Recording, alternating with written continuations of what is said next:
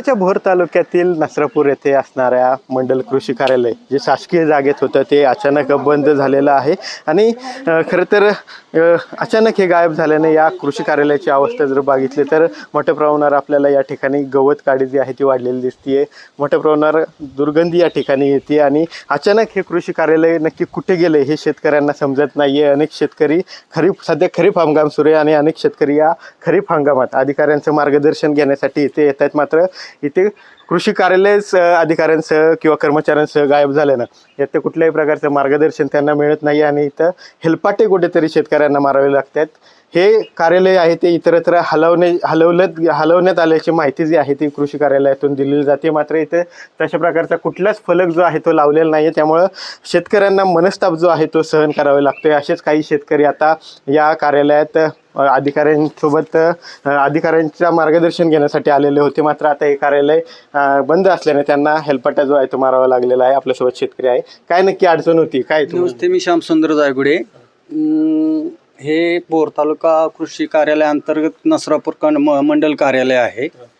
गेले 3 महिने झाले ह्या ठिकाणी कोणी अधिकारी नाही उपस्थित आणि खरीप हंगाम चालू असताना शेतकऱ्याला खऱ्या अर्थाने कृषी अधिकाऱ्यांच्या मार्गदर्शनाची गरज असते।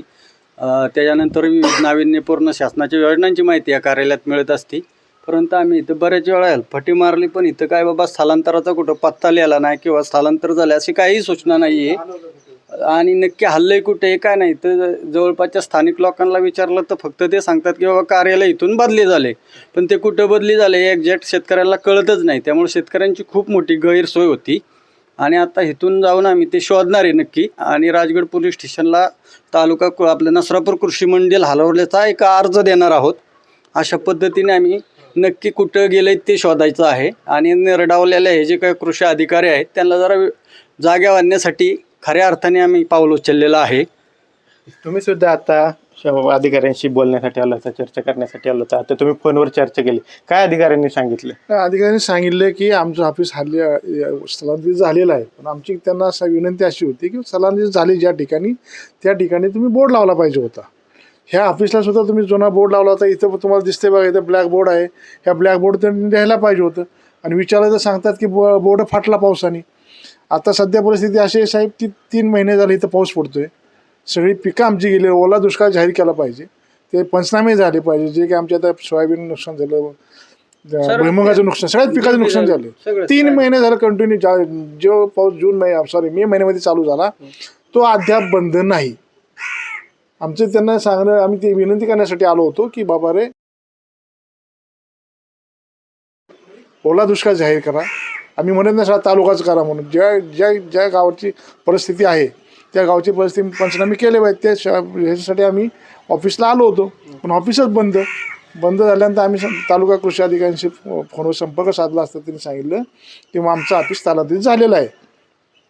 आम्ही त्यांना सांगितलं ज्या ठिकाणी स्थलांतरित झालेलं आहे त्या ठिकाणी तुमचा प्रदर्शनी असा बोर्ड लागला पाहिजे, रस्त्याकडे तुम्ही बोर्ड, तुमचं ऑफिस आतमध्ये आहे, आतमध्ये काही लोकांना दिसणार आहे का, तुम्ही रस्त्याला बोर्ड लावून त्या ॲरो दाखवला पाहिजे असं त्यांना सांगितलं। ते म्हणजे आम्ही कृषी अधिकारी पाठवतो या ठिकाणी।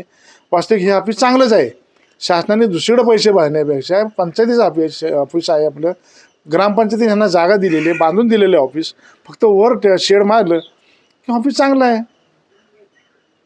एवढं सांगण्यासाठी आम्ही आता भोरला पण जाणार आहोत, अधिकाऱ्यांना भेटणार आहोत की काय परिस्थिती हो आमच्या तालुक्याची, म्हणजे आमच्या गावची ह्या पंचक्रोशीची, ते त्यांचे निदर्शनं आम्ही देणार आहोत। तुम्ही सुद्धा आता निवेदन तयार केलेलं आहे, काय प्रमुख मागणी? मोठ्या अडचण शेतकऱ्यांना सामोरं जावं लागते, मोठ्या अडचण माहिती नाही शेतकऱ्यांची अडचण म्हणजे अशी आहे की कृषी अधिकारी शेतकऱ्यांना तर भेटत नाहीत। शेतकरी 4-5 वेळा येऊन गेले तरी कृषी अधिकाऱ्यांना फोन केला तरी फोन पण उचलत नाहीत कधी कधी। ते निवेदनातून काय मागणी? आता निवेदनातून मागणी अशीच आहे की हे कार्यालय चोरीला गेले अशी मागणी केलेली आहे आम्ही, आणि अधिकारी हे शोधून द्यावे म्हणून, आणि अधिकारी टायमिंगला सापडत नाहीत, एवढंच आम्ही निवेदनासाठी।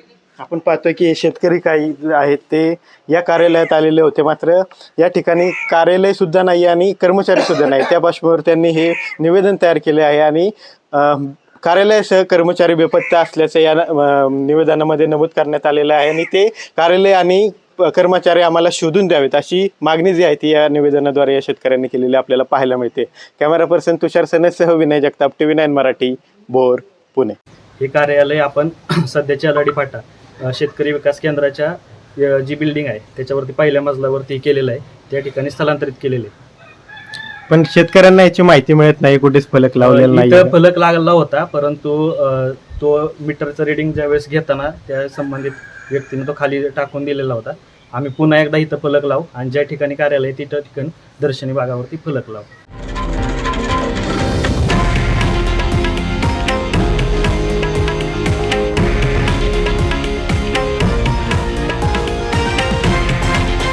हे आहे देशातील नंबर 1 न्यूज नेटवर्क आणि आपण पाहत आहात TV9 मराठी, एकमेव.